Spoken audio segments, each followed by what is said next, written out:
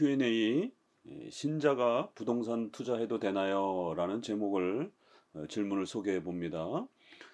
부동산 투자는 불로소득이기에 신자들은 이런 수익을 기대하지 말고 청빈하게 살아야 한다라고 주장하는 분들이 있습니다. 이런 청빈론이 맞는 것인가요? 그러면 신자들은 어떤 투자 행위도 하면 안 되나요? 자, 오늘 질문은 최근 경제적인 이슈와 관련해서 많은 질문들이 이렇게 올라오고 있습니다. 그래서 지난번 첫 번째 질문 소개해드린 그 연속성상에서 8계명과 관련된 신자들의 경제 활동에 대한 그 질문에 대해서 답을 해보도록 합니다. 앞서도 말씀드렸지만 이러한 그 많은 기독교 윤리에 대한 이러한 그 성경적 답변은 각 교단마다 교파마다 성경을 해석하는 방향과 방식이 차이가 있기 때문에 답들이 서로 차이가 있습니다. 그렇기 때문에 적어도 우리 개혁파 장로교 웨스민스터 신앙 고백을 존중하는 이러한 장로교적 입장에서 계속해서 답변해 드리고 있기 때문에 비록 저희의 이러한 답변하고 차이가 있다 할지라도 적어도 우리 장로교에서는 이렇게 이 주제와 관련해서 또 해석한다라는 것을 늘 또 참고하시면서 들어주시기를 바랍니다.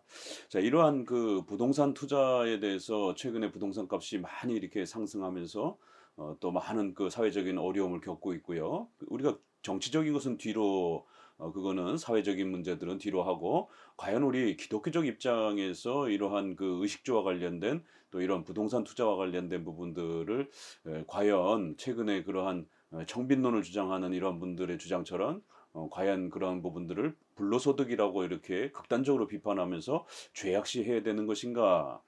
결론적 답은 그렇지 않습니다. 자, 왜 우리 장로교는 이러한 그 어, 노동소득 외에 또 이러한 투자와 관련된 자본소득을 합법적인 자본소득은 성경적으로 허용되었는지 여러분에게 답변을 해보도록 합니다. 교회사 속에는 돈, 재정과 관련해서 항상 양극단이 존재해 왔습니다.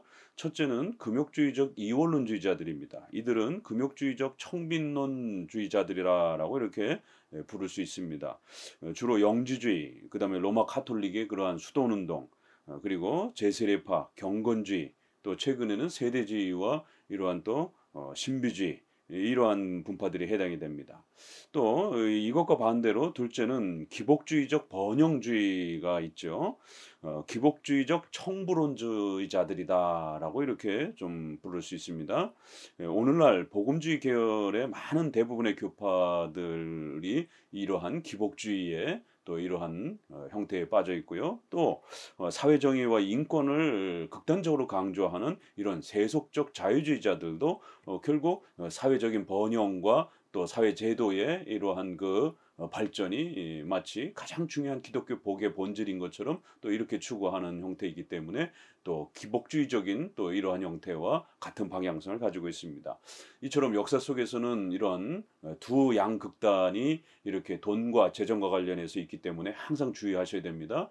한쪽은 극단적 금욕주의적 이러한 그 청빈 사상을 주장하는 이원론주의자들, 또 한쪽은 기복주의, 또 사회복지, 인권 이러한 부분들과 관련된 또 극단적 이런 기복주의적인 또 형태를 조심해야 됩니다.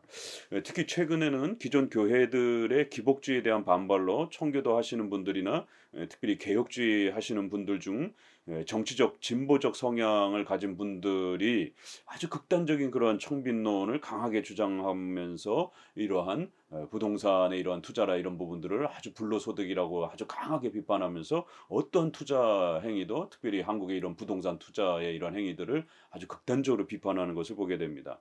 개혁주의권 내의 유명한 신학자나 목사들이 부동산 투자를 무조건 불로소득이라나 투기로 해석하면서 성도들은 이런 투기 행위에 참여하면 탐욕을 드러내는 것이다라고 아주 강하게 비판합니다. 이들은 어떤 부동산 투자도 비성경적이며 남의 것을 빼앗는 죄악이라고 비판하면서 부동산 소유 자체를 죄악시 취급합니다.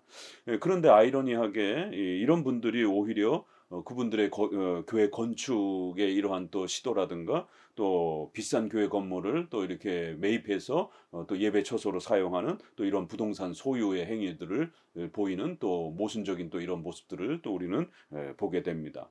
돈과 양식, 재정에 대한 이런 극단적 비판과 금욕적 태도는 정통 기독교 입장이 아닙니다. 디모데전서 4장 2절에 자기 양심이 화인 맞아서 외식함으로 거짓말하는 자들이라 혼인을 금하고 식물을 폐하라 할 터이나 식물은 하나님이 지으신 바니 믿는 자들과 진리를 아는 자들이 감사함으로 받을 것이니라. 이런 말씀에서도 이런 금욕주의적 이원론을 경고했습니다. 불법적인 소유와 남을 해치는 방식의 재산 축적이 문제이지 국가법을 지키며 자신의 형편에 맞게 거주 공간을 또 이렇게 성실하게 마련하고 또 남는 재산을 잘 관리하고 합법적으로 또 이렇게 늘리는 것은 성경적으로 허락되어 있습니다. 잠언서에서는 이런 악한 부자에 대해서도 책망하지만 또 성실하고 합법적인 부자는 이렇게 잠언서 11장 16절에 유독한 여자는 존영을 얻고 근면한 남자는 재물을 얻느니라라고 해서 또 하나님의 축복이요 선물로 또 이렇게 소개하기도 합니다. 그러니까 어떤 방식으로 부를 소유하냐가 문제이시지 그 부를 바르게 소유하는 그 자체를 죄악시 취급하지는 않습니다. 성경에는. 또 웨스민스터 소유리 문답은 8계명을 해설하면서 부와 재산을 합법적으로 모으고 늘리라는 것이라는 설명을 하여 단순히 노동소득만을 말하지 않고 모든 소득의 합법적 소유와 투자를 이렇게 소개합니다. 장로교는 이런 원리에 따라서 사유재산을 존중하고 또 합법적인 범위 내에서 모든 부동산 투자를 또 허용합니다. 오히려 8계명은 경제 지식과 실력이 부족하여 이렇게 사기를 당하거나 재산에 손해를 끼치는 것에 대해서 오히려 책망을 하고 있습니다. 더구나 우리 자본주의의 이런 경제 시스템을 가진 국가 질서에서 성도들로 하여금 이런 모든 자본 소득을 죄악시하며 결국 성도들은 재정 자립을 할 수 없게 되고 생계의 위기를 겪을 수 있습니다. 장로교는 8계명에 따라서 합법적인 노동소득과 자본소득을 존중하고 이렇게 경제적 자립을 세울 수 있도록 허락합니다. 그리고 그 재정으로 교회를 섬기고 이웃을 이렇게 섬기도록 권면하는 것입니다.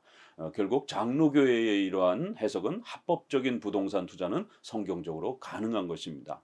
웨스민스터 대요리 문답 141문에 8계명 도적질하지 말라라는 그 해석과 관련해서 8계명은 무슨 뜻입니까? 라고 했을 때 우리 자신의 것뿐만 아니라 다른 사람들의 부와 재산을 획득하며 보존하고 증진하기 위하여 모든 정당하고 합법적인 수단으로 노력하라는 것입니다. 이렇게 합법적인 방식으로 국가법 아래에서 또 10계명에 위배되지 않는 범위 내에서 이렇게 투자와 또 재산을 이렇게 늘리는 행동들은 허용된다라는 겁니다. 이거를 소요리 문답 74문에서는 좀 더 축약해서 8계명이 명령하는 것은 우리와 이웃의 부와 재산을 합법적으로 모으고 늘리라는 것입니다. 소요리 문답은 아주 놀랍도록 신구약 성경 전체에서 돈과 재정에 대한 이런 투자의 행위에 대한 아주 중요한 성경적 원리를 제시합니다. 부와 재산, 우리와 이웃의 부와 재산을 합법적으로, 합법적이라는 단어가 중요하죠. 이게 모으고, 이 모으는 방식에 있어서 이게 전통적인 노동을 통해서만이냐, 또 아니면 돈을 불리는 이러한 자본소득의 이러한 형태냐, 이건 모두 다 포함하는 겁니다. 그리고 모으는 방식, 또 그 다음에 늘리는 것입니다. 이렇게 해서 열심히 월급을 저축하고 이렇게 모으는 것도 중요하지만 또 그것을 모은 월급을 가지고 재산을 가지고 잘 늘리는 것, 투자의 이러한 부분들도 소요리 문답은 열어두고 있습니다. 이렇게 합법적으로 모으는 방식, 또 늘리는 방식, 이 두 가지가 모두 허용되어 있습니다. 이렇게 소요리 문답은 벌써 400년 전에 이런 합법적인 이러한 노동소득과 자본소득 또 그리고 그걸 모으는 것 또 그리고는 또 그걸 잘 모은 것을 재산을 늘리기 위해서 또 합법적으로 또 잘 늘려가는 것 이런 모든 부분들이 이렇게 성경적 원리로 소개가 되어지고 있는 것을 보게 됩니다. 대우리 문답 142문에는 또 이렇게 거꾸로 그러면 8계명이 금지하는 것은 무엇입니까? 그래서 탐욕이라든가 이런 세상 재물을 이렇게 과도하게 욕심을 내는 이런 부분들은 분명히 우리가 경계해야 됩니다.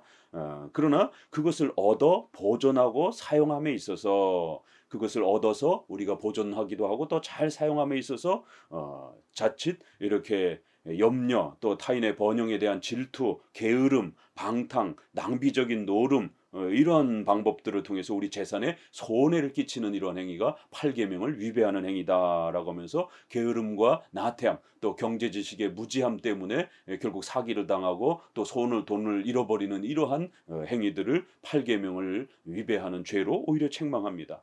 하나님이 우리에게 주신 재물의 바른 사용과 위안을 갖지 못하게 하는 많은 행동들이 바로 8계명을 위배하는 것입니다라고 해서 이렇게 성실하고 열심히 이렇게 노동, 또 그 다음에 열심히 경제적인 또 이런 훈련들을 통해서 합법적인 이런 경제 활동들을 또 등한시해서 결국 돈을 잃게 되는, 재산을 잃게 되는 이런 부분들을 엄중히 책망하고 있는 것을 보게 됩니다.